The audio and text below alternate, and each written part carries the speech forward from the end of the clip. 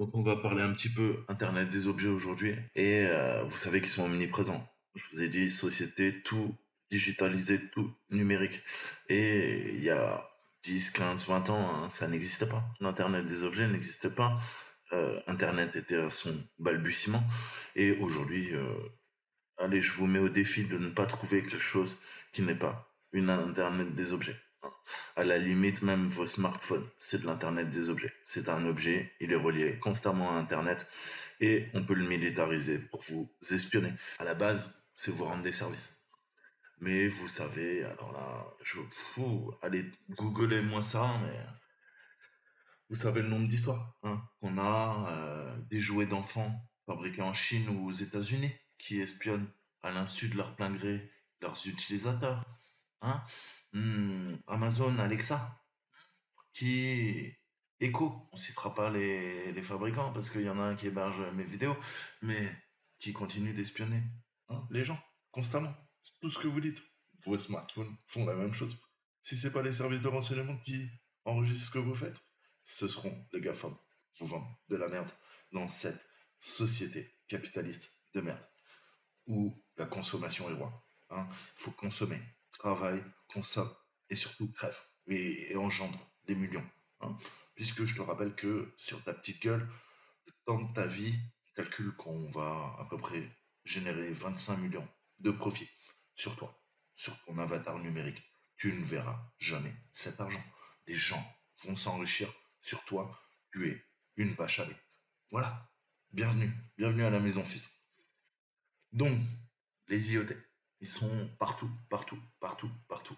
Le problème, c'est la sécurité. Vous allez voir que ça craint. Hein, je vous mettrai en conférence, une conférence d'EFCON, où ils sont amusés à pirater, comment dire, des objets sexuels connectés, hein, qu'on appelle le plus communément vibromasseur. Et ouais, ouais, à distance, tu peux l'activer, le désactiver, monter le volume, j'ai envie de dire. Alors attention, vous allez faire passer euh, des nuits de folie à votre voisine, si elle en a un. Plus sérieusement, ça existe, c'est possible. Le problème des IoT, c'est qu'ils ont une sécurité totalement dégueulasse. Ok puisque ça n'a pas été prévu. Généralement, c'est encore une fois de la sécurité par l'obscurité. C'est très très facile de rétro-ingénierie. Pas de faire de l'ingénierie inverse, je vais parler en bon français, on va arrêter avec les anglicismes. Et voilà, si vous avez des compétences hein, en bas niveau, surtout en assembleur, vous pouvez le faire. Il n'y a que très peu de sécurité. C'est généralement un mini Linux hein, qui tourne dessus. Et parfois, il n'y a pas de feu, il n'y a pas de pare-feu, il n'y a rien, il n'y a rien, il n'y a rien. Il y a des services qui tournent sur des ports en écoute, extrêmement dangereux s'il n'y a pas de pare-feu pour protéger tout ça.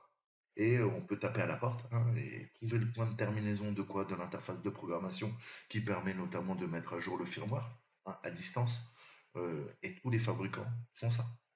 Ça veut dire que nous, à partir du moment où on connaît le point de terminaison, on peut peut-être avec Burp aller taper dessus et faire coucou et y accéder.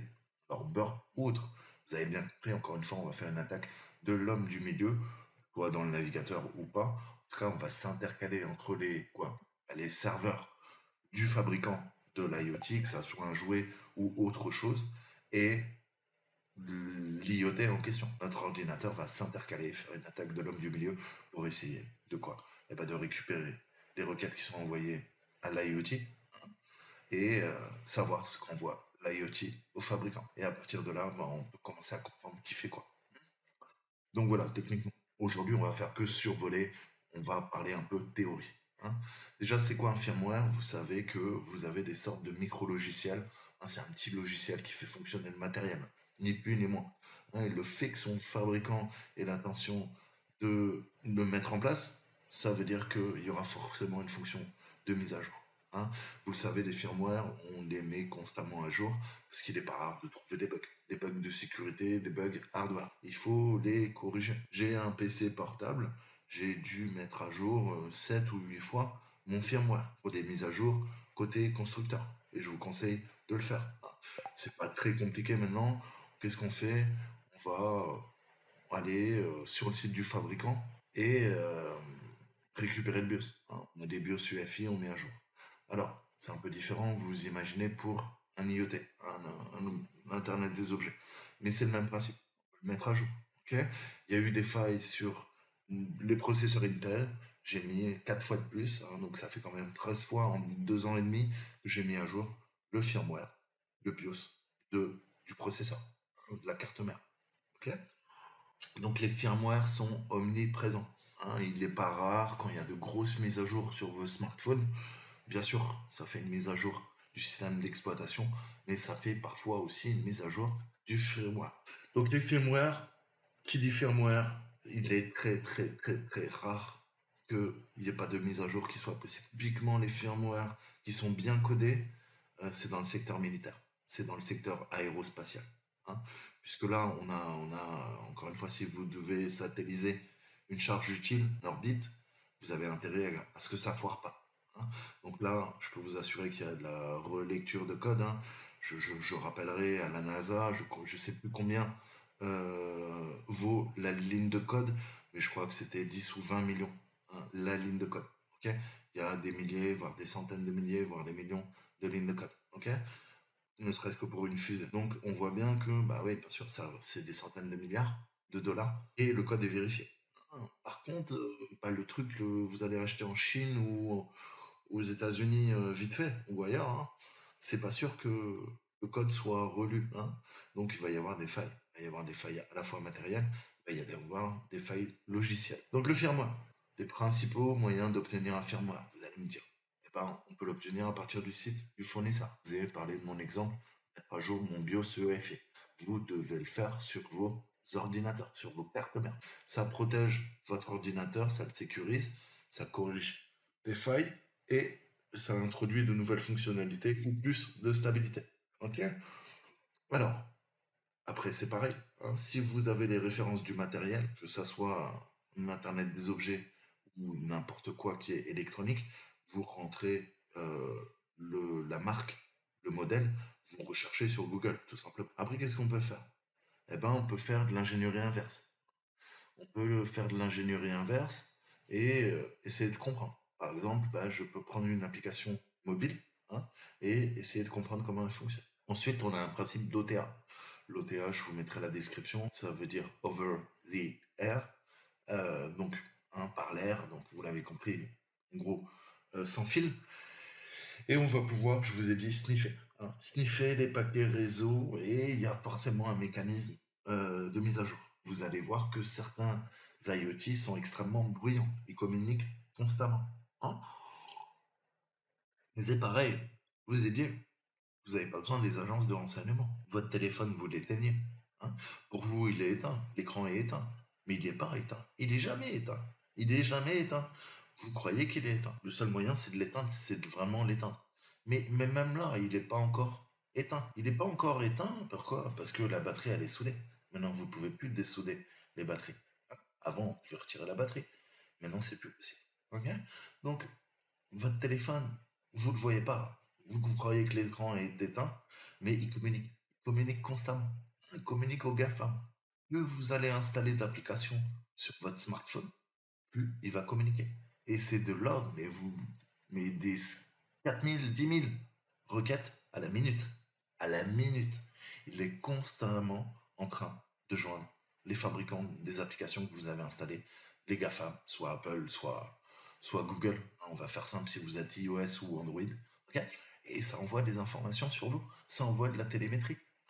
Et les capteurs, je vous rappelle que, je vous ai dit, c'est un mouchard. C'est un mouchard. Vous avez deux caméras, ça pro, les derniers, votre empreinte rétinienne, la forme de votre visage. Vous mettez vos empreintes digitales dessus. Vous débloquez avec vos empreintes. Vous avez toutes vos vies dessus. Ok. On vous géolocalise en triangulation par le réseau, par le GPS. On a des capteurs de mouvement. On sait même maintenant, avec les derniers iPhones, si vous transpirez, c'est quoi? Vous êtes en train de faire un effort avec votre femme ou vous êtes en train de courir un 100 mètres dans la forêt? Ok.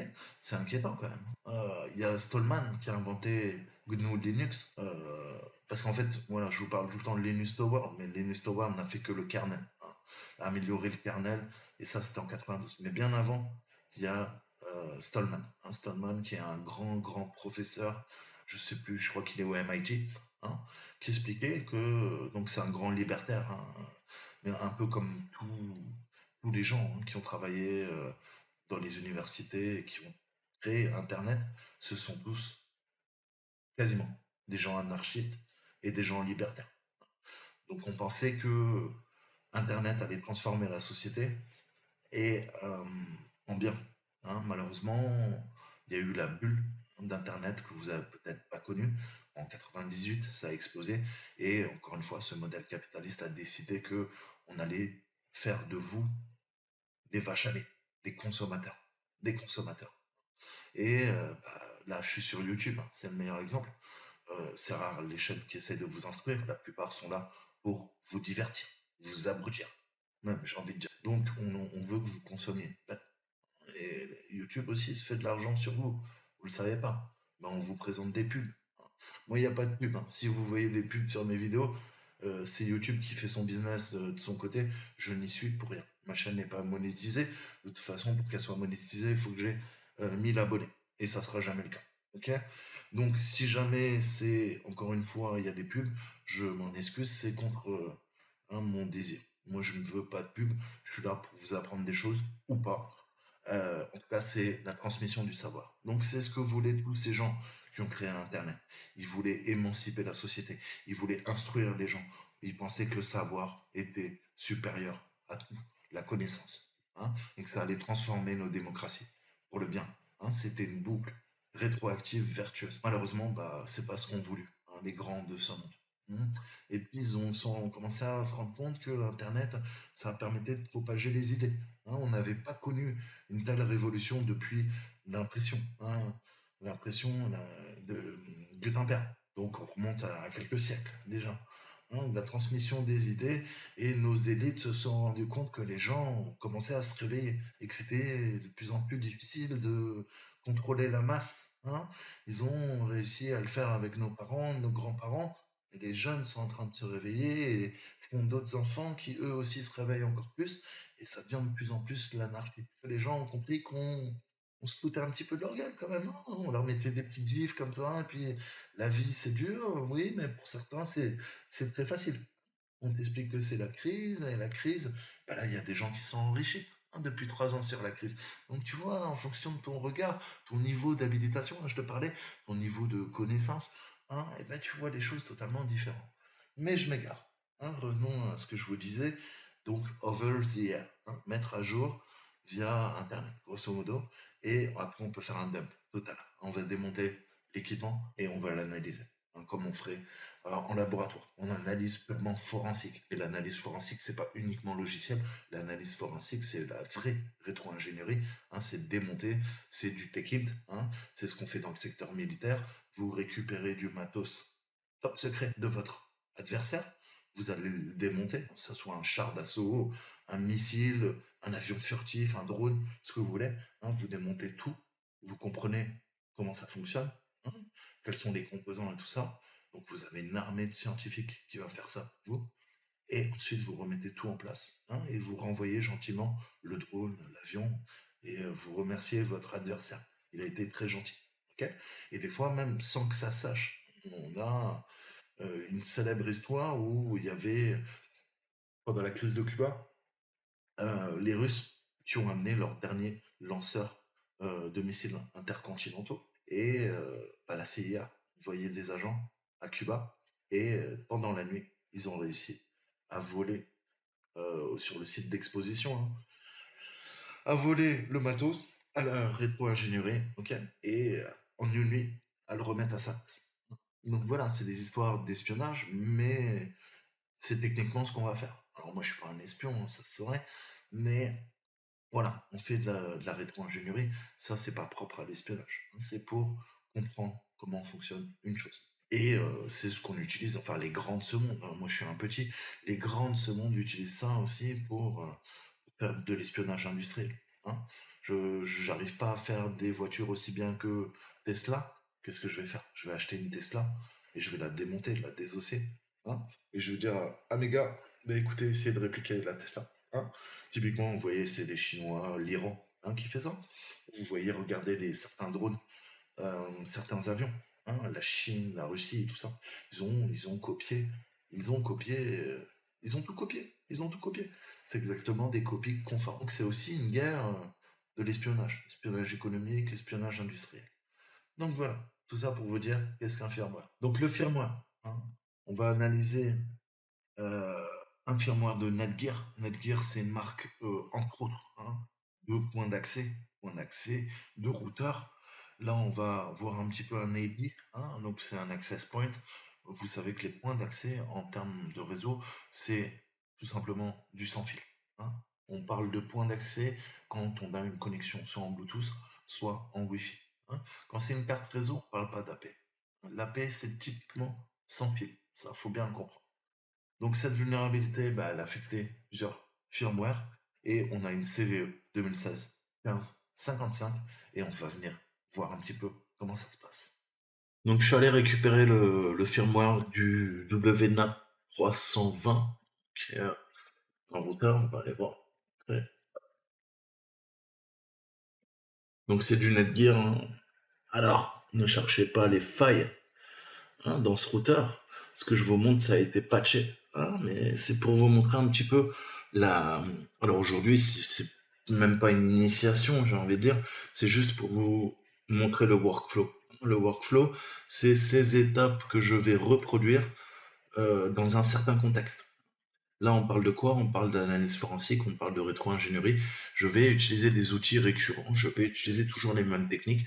C'est-à-dire quoi? Première étape, là, on va venir récupérer le firmware. Si je dois l'analyser, il faut travailler, il faut matière à travailler. Donc, grosso modo, voilà, hein, ça c'est le modèle et c'est du Netgear, hein, comme vous l'avez vu.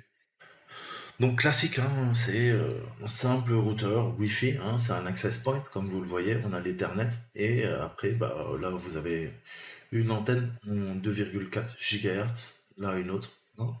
L'alimentation secteur 12 volts, 1,6 ampères, et ça, c'est quoi? Ah bah ça c'est pour les anciens modèles, hein, 9608N1.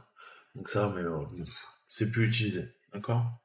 Mais voilà, les connectiques, hein, qu'on utilisait avec nos anciens modèles, mais maintenant, voilà, c'est de l'étalage, grosso modo. Vous voyez que certains même, ils l'ont retiré, hein, parce que ça permettait une rétrocompatibilité qui n'est plus d'usage aujourd'hui, puisqu'on n'utilise plus les baux, hein. Avant, vous vous rappelez, enfin, maintenant vous n'avez pas connu ça, mais voilà, typiquement modem, enfin 56K, c'était la fibre optique d'aujourd'hui, hein.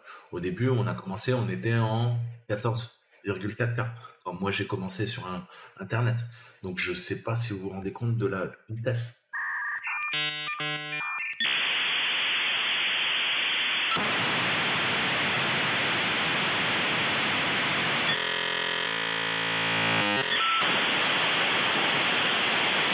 Donc là, ce que vous venez d'entendre, en fait, c'est la pondeuse d'appel qui se synchronise, hein, au niveau de la tonalité et ça fait des tests au niveau du gain, hein, au niveau bah, de la perte et des bruits bizarres, justement. C'est pour, en fait, comment dire, calibrer le modem, hein, en fonction de l'atténuation de la ligne téléphonique et ça faisait tous ces bruits bizarres. Et une fois que vous aviez entendu tout ça, bah ça y est, vous saviez que vous étiez connecté à la matrice. Ok. Donc on récupère rootfs MD5, le release note et le carnet, le noyau et VM Linux Image. Donc déjà, ça devient un petit peu intéressant. On va se faire un répertoire, mkdir p, je vais l'appeler. On va tout déplacer vers le nouveau répertoire, le squash FS. Donc là, tout de suite, si vous êtes un petit peu à l'aise avec Linux, vous savez que c'est un système de fichiers. C'est du Linux. Je vous ai dit qu'il y a beaucoup de Linux qui font tourner vos routeurs, quasiment tous en fait. Il y a pas, j'ai même envie de dire. Ok. Sinon, c'est du custom, soit c'est. Enfin bref, soit c'est de l'open source, soit c'est du closed source, soit c'est du mixed source. Ok. Donc déjà, on va faire un file pour en apprendre un peu plus. Donc ça, c'est du ASCII text, d'accord. Ensuite, file sur MD5, ASCII text, d'accord. Le squash FS, je sais ce que c'est, je vais vous montrer. Ok, regular file et VMD. Ok, Donc là, on a le noyau. Ça, c'est le firmware à proprement dit. On voit notre point d'entrée. On a le header CRC hein, qui permet la correction d'erreurs. C'est l'entête. Le data CRC qui permet la vérification de l'intégrité des données. On voit que c'est du Linux MIPS.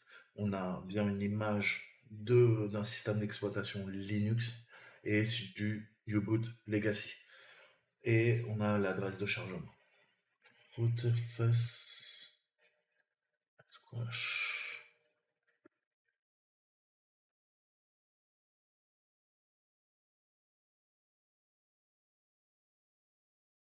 Ok, ça c'est compilé. Ok, c'est compilé donc c'est illisible. Donc il va falloir commencer à étudier tout ça. On va utiliser Beanwalk, on va voir. Et ouais, si je fais la VM, c'est un kernel. Forcément, c'est totalement illisible. Donc là, on est un peu fixé. On a deux fichiers avec du MD5, ok, et on a deux fichiers. Oubliez mon programme Smoke, plus besoin. On a le rootfs Squash, SquashFS et le VM Linux GZ Image. Donc, grosso modo, qu'est-ce que nous permet de faire rootfs? Rootfs via SquashFS. Donc rootfs. Rootfs, c'est une image de SquashFS. Et vous avez ce qu'on appelle le loader. Hein, le plus connu, c'est Group, par exemple, GRUB, hein, qui va prendre en charge. Et c'est le loader. Il va charger l'image dans la RAM. Hein. Quand vous démarrez votre modem, il n'y a que très peu d'espace, en fait, disque. Je pense même que ça doit tourner, en fait, sur deux puces. Hein. Il doit y avoir une puce à mémoire vive, une puce à mémoire morte. Ok? Et quand vous flashez le firmware, c'est la mémoire morte qu'on ne peut pas réécrire, à part avec des mécanismes. C'est justement l'opération de flashage de l'EPROM hein, qui permet de stocker en fait le mini Linux hein, et la configuration euh, dans une mémoire séparée, je pense, hein, qui doit être alimentée par une pile. Généralement, c'est ce qu'on fait. Mais où je veux en venir, c'est que votre mini Linux sur votre modem, votre mini Linux sur votre box, à la maison se charge en mémoire. Hein. On a de la RAM, de la SD-RAM à l'ancienne. Je sais pas ce qu'ils mettent dedans, honnêtement. Peut-être de la DDR1, peut-être de la DDR2, de la DDR3. Quoique maintenant c'est de la technologie ARM. Donc ça doit être de la RAM SD. En tout cas, voilà, on a les paramètres qui vont être transmis au noyau. Hein. Ça permet de monter rootfs à partir de là.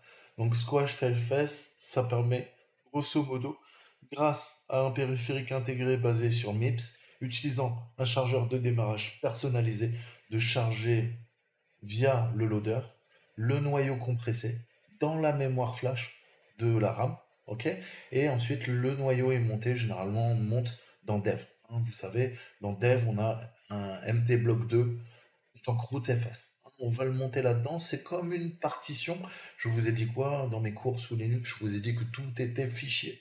Et ben le noyau également est fichier. Mais là, un gros fichier, bien compressé, qui fait tourner votre modem, votre système d'exploitation, enfin son système d'exploitation, votre box. Vous savez qu'elle a plein d'applications. Vous pouvez vous connecter, faire du partage en réseau, etc., etc. Mais ce mini système d'exploitation, c'est comme ça qu'il est chargé à chaque fois que vous allumez ou vous redémarrez votre box. Hein. C'est initialisé, ça télécharge la RAM, l'image dans la RAM et ça écrit dans la flash. Hein. Généralement, on a de la mémoire flash, c'est pour ça que je vous parlerai des PROM de mémoire vive, mémoire morte. Hein. On stocke dans la mémoire morte, on charge l'image à partir de la mémoire morte et on charge tout en RAM. Hein. Vous savez que voilà, Linux, on peut le faire beaucoup plus facilement. Vous avez ce principe où vous pouvez démarrer à partir d'une clé USB un CD hein, et charger tout en RAM. Hein. Tout l'ensemble du système, rien ne va être écrit sur le disque dur. Typiquement, c'est ce qu'on utilise pour faire de l'analyse forensique. Je vais tout charger dans la RAM hein, et ça m'évitera de quoi? D'avoir des accès disques sur le disque dur que je suis en train d'analyser. Ça peut être une des techniques. Donc rootfs, c'est vraiment ça. D'accord? Et pourquoi je vous dis ça? Bah, parce qu'on l'a vu. Qu'est-ce qu'on a vu? On a vu que quand on fait file sur VM Linux, il nous dit, hey Coco, oh, c'est du MIPS. Bah, c'est ce que je vous disais. Qu'est-ce que je vous ai dit?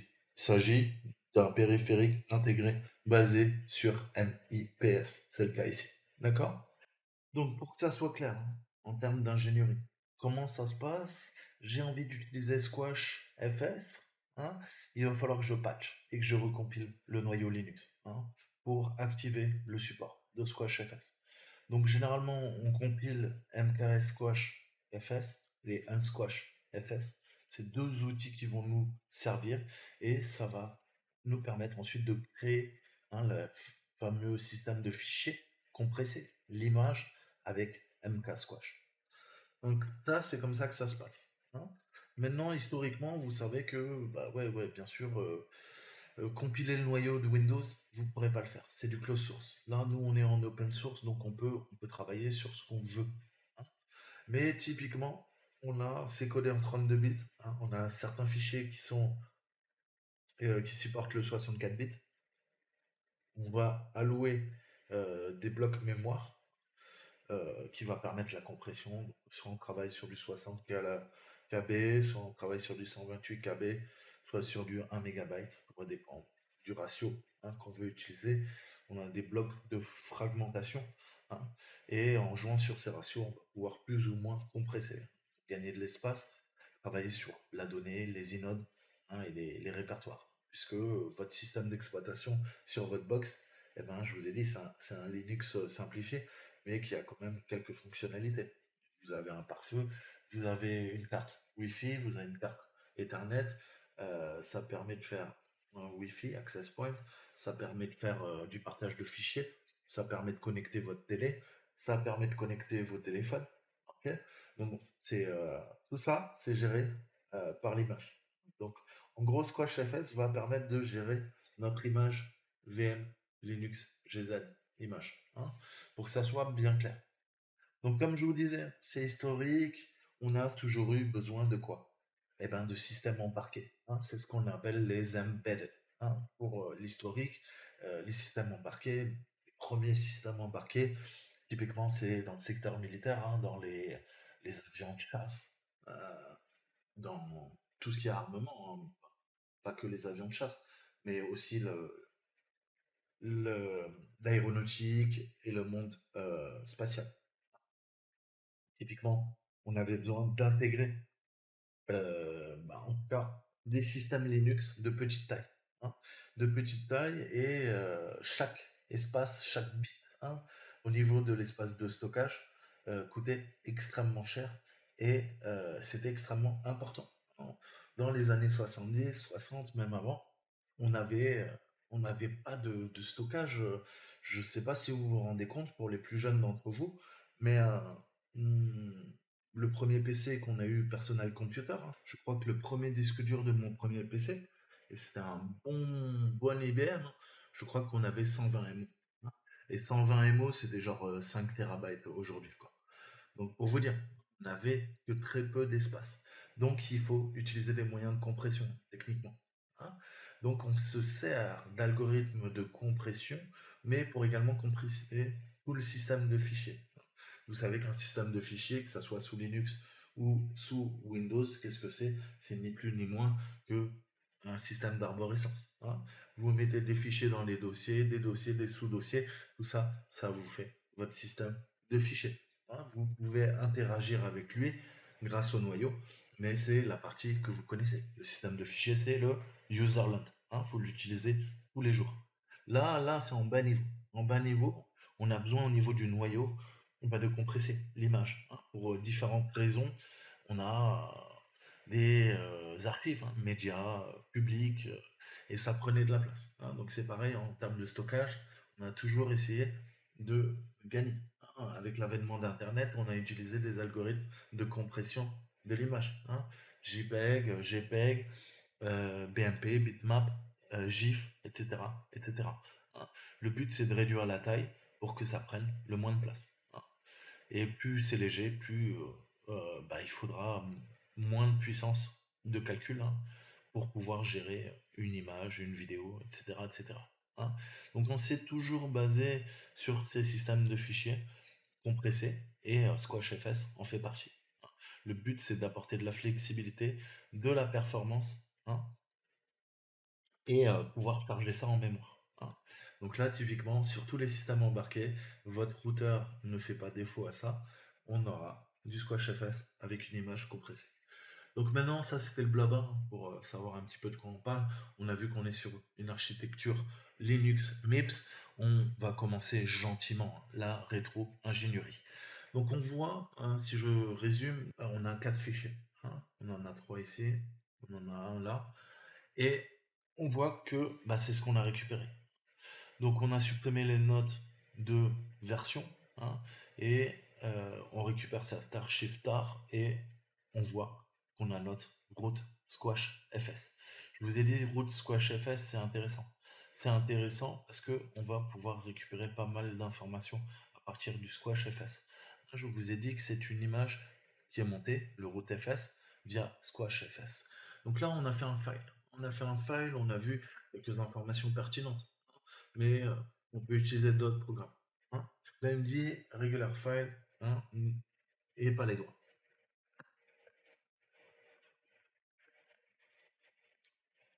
Ok, c'est de la data. Mais vous voyez que j'ai pas beaucoup d'informations. Alors, on va utiliser Binwalk. Hein, on se sert en rétro-ingénierie. Je m'en étais servi, je crois, sur les vidéos que je vous avais faites sur le CTF de la DGSE. On avait utilisé Binwalk pour travailler en bas niveau. Mais je récupère déjà ces informations. Donc là, c'est intéressant. On a quoi? Alors, on va faire simple. Là, on a la valeur en décimale. Là, on a la valeur en hexadécimal. OK? Et ensuite, j'ai un long string avec la description. Je sais que c'est du squashfs. J'ai le file system. C'est codé en Big Indian. Hein, on a la signature LZMA. Version 3 points. Le size, le nombre d'inodes, le block size et quand est-ce que ça a été créé. C'est ce qu'on avait vu. On avait fait un file sur quoi? Sur la VM et ça nous disait quoi? 23, 10, 45, 30. Hein. Donc vous voyez que on n'en est pas très loin. 23 juin, 10h46. Hein. Donc techniquement, même si on veut faire de l'analyse forensique, qu'est-ce qui s'est passé? Bah, les ingénieurs de Netgear, ils ont commencé à quoi? À faire le fichier, la VM, le U-Boot Legacy Image, et après, ils ont terminé, on voit 10h46, 19, 10h45, 30. Ensuite, ils ont créé l'image. À partir de ça, ils ont créé l'image du root fs squash, ce qui est normal puisque vous avez besoin du kernel. Pourquoi? Pour utiliser les outils dont je vous ai parlé, créer l'image root fs qui utilise squash fs, qui est quoi? Qui va charger le kernel, l'image du kernel du noyau Linux compressé. Ok? Donc jusque là, rien de bien compliqué. J'espère que vous suivez. On va voir maintenant ce qu'on peut récupérer d'autre. Hein. C'est le but.